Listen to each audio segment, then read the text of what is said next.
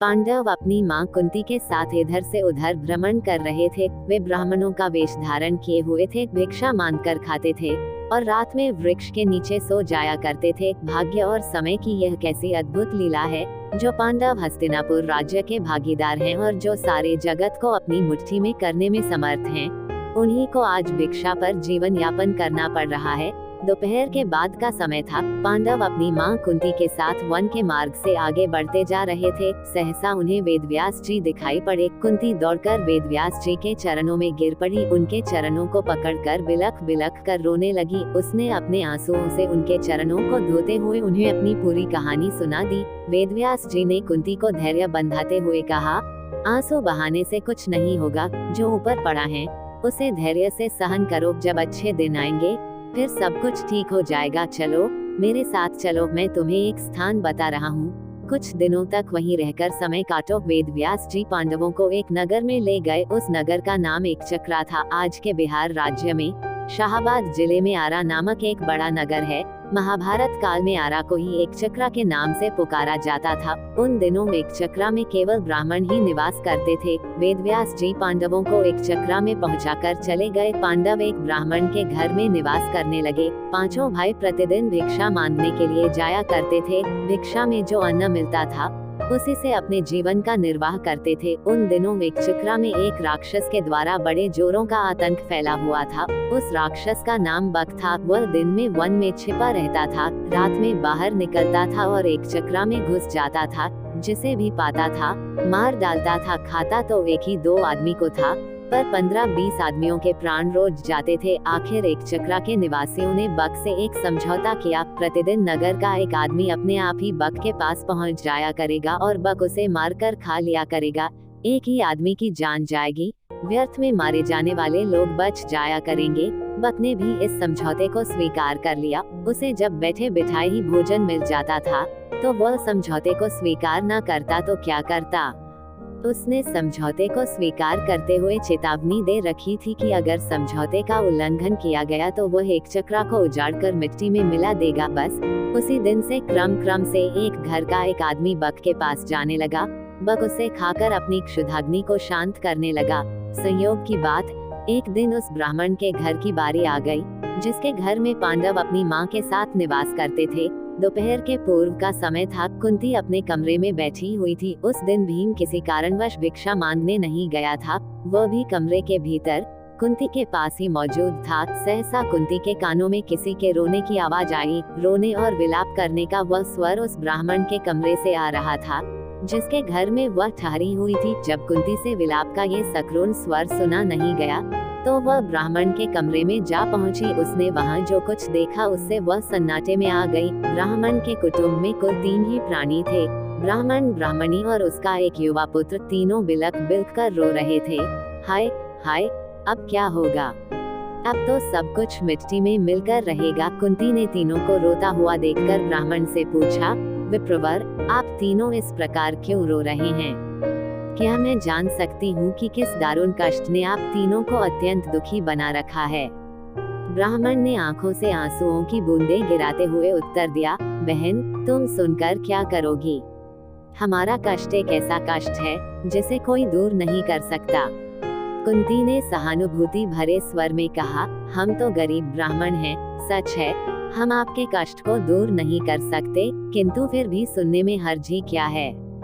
हो सकता है हम आपके कुछ काम आ जाएं। जब कुंती ने बहुत आग्रह किया तो ब्राह्मण ने बक राक्षस की पूरी कहानी उसे सुना दी। कहानी सुनाकर उसने सिसकते हुए कहा, बहन, हम कुल 3 ही प्राणी हैं। यदि कोई एक राक्षस के पास जाता है तो वो उसे मारकर खा जाएगा, हमारा घर बर्बाद हो जाएगा। इसलिए हम सोचते हैं कि हम तीनों ही राक्षस के पास चले जाएंगे। हम इसलिए रो रहे हैं, आज हम तीनों के जीवन का अंत हो जाएगा। ब्राह्मण की करुण कथा सुनकर कुंती बड़ी दुखी हुई। वह मन ही मन कुछ क्षणों तक सोचती रही, फिर बोली, विप्रवर, मैं एक बात कहती हूँ, उसे ध्यान से सुनिए। मेरे 5 पुत्र हैं। आज मैं अपने एक पुत्र को आपके कुटुंब की ओर से राक्षस के पास भेज दूंगी। यदि राक्षस मेरे पुत्र को खा जाएगा तो भी मेरे 4 पुत्र शेष रहेंगे। कुंती की बात सुनकर ब्राह्मण स्तब्ध रह गया। उसने परोपकार में धन देने वालों की कहानियां तो बहुत सुनी थी, पर पुत्र देने वाली बात आज उसने पहली बार सुनी। वो कुंती की ओर देखता हुआ बोला,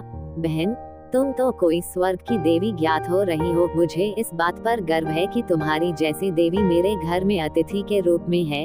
तुम मेरे लिए पूजनीय हो। मैं अपने अतिथि से प्रतिदान लूं, यह अधर्म मुझसे नहीं हो सकेगा। मैं मिट जाऊंगा, पर मैं अतिथि को कष्ट में नहीं पड़ने दूंगा। ब्राह्मण की बात सुनकर कुंती बोली, आपने हमें आश्रय देकर हम पर बड़ा उपकार किया है। आप हमारे उपकारी हैं। हमारा धर्म है कि आपको कष्ट में न पड़ने दें। आप अपने धर्म का पालन तो करना चाहते हैं, पर हमें अपने धर्म पालन से क्यों रोक रहे हैं? कुंती ने जब बहुत आग्रह किया तो ब्राह्मण ने उसकी बात मान ली। उसने दबे स्वर में कहा, अच्छी बात है बहन, ईश्वर तुम्हारा भला करे।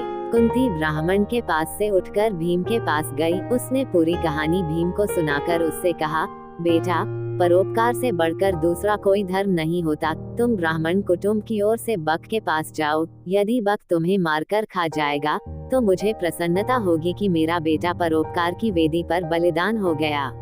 भीम ने बड़े हर्ष के साथ अपनी माँ की आज्ञा को स्वीकार कर लिया। उसने कहा, माँ, तुम्हारी आज्ञा शिरोधार्य है। बक मुझे क्या मारकर खाएगा? तुम्हारे आशीर्वाद से मैं उसे मिट्टी में मिला दूंगा। संध्या का समय था। भीम एक गाड़ी के ऊपर खाने पीने का सामान लादकर उसे खींचता हुआ बक के निवास स्थान की ओर चल पड़ा। वह बक के निवास पर पहुंचकर गाड़ी पर लदे हुए खाने के सामान को स्वयं खाने लगा। बक कुपित हो उठा। वो गरजता हुआ बोला, एक तो तुम देर से आए हो और ऊपर से मेरा भोजन खा रहे हो। इतना कहकर वह भीम पर टूट पड़ा। भीम तो पहले ही तैयार था। दोनों में मल्लयुद्ध होने लगा। दोनों की गर्जना और ताल ठोंकने के शब्दों से वायुमंडल गूंज उठा। बक ने बड़ा प्रयत्न किया कि वह भीम को मल्लयुद्ध में पछाड़ दे, पर वह सफल नहीं हुआ। वह स्वयं भीम की पकड़ में आ गया। भीम ने उसे धरती पर गिराकर उसके गले को इतने जोरों से दबाया कि उसकी जीभ बाहर निकल आई। वह प्राण शून्य हो गया। भीम ने उसे उठाकर नगर के फाटक के पास फेंक दिया। उधर संध्या समय चारों भाई भिक्षाटन से लौटे तो कुंती से सब कुछ सुनकर वे बड़े दुखी हुए। उन्होंने अपनी माँ से कहा, तुमने भीम को अकेले भेजकर अच्छा नहीं किया। हम भाइयों में वही एक ऐसा है जो संकट के समय काम आता है। कुंती ने अपने पुत्रों को समझाते हुए कहा, तुम चिंता क्यों करते हो? तुम देखोगे कि मेरा भीम बक को मिट्टी में मिलाकर आएगा। फिर चारों भाई भीम का पता लगाने के लिए चल पड़े। वे अभी कुछ ही दूर गए थे कि भीम अपनी मस्ती में झूमता हुआ आता दिखाई पड़ा। चारों भाई दौड़कर भीम से लिपट गए। भीम ने उन्हें बताया कि उसने किस तरह अत्याचारी बक को नर्क में पहुंचा दिया है। भीम ने घर पहुंचकर अपनी माँ के चरण स्पर्श किए। उसने कहा, माँ, तुम्हारे आशीर्वाद से मैंने बक का संहार कर दिया। अब एक चक्रा के निवासी सदा सदा के लिए भयमुक्त हो गए। कुंती ने भीम का मुख चूमते हुए कहा, बेटा भीम, मुझे तुमसे यही आशा थी। मैंने इसीलिए तो तुम्हें बक के पास भेजा था। प्रभात होने पर एक चक्रा निवासियों ने नगर के फाटक पर बक को मृत अवस्था में पड़ा हुआ देखा। उन्हें जहाँ प्रसन्नता हुई वहाँ आश्चर्य भी हुआ। बक का वध किसने किया? क्या ब्राह्मण ने?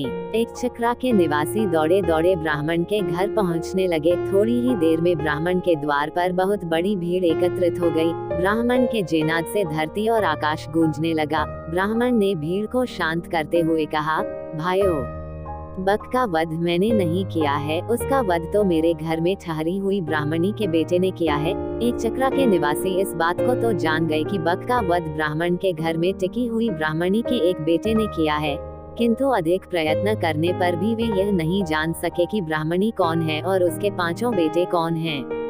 किंतु जानने पर भी यह तो हुआ ही कि एक चक्रा निवासी ब्राह्मणी और उसके पुत्रों का बड़ा आदर करने लगे।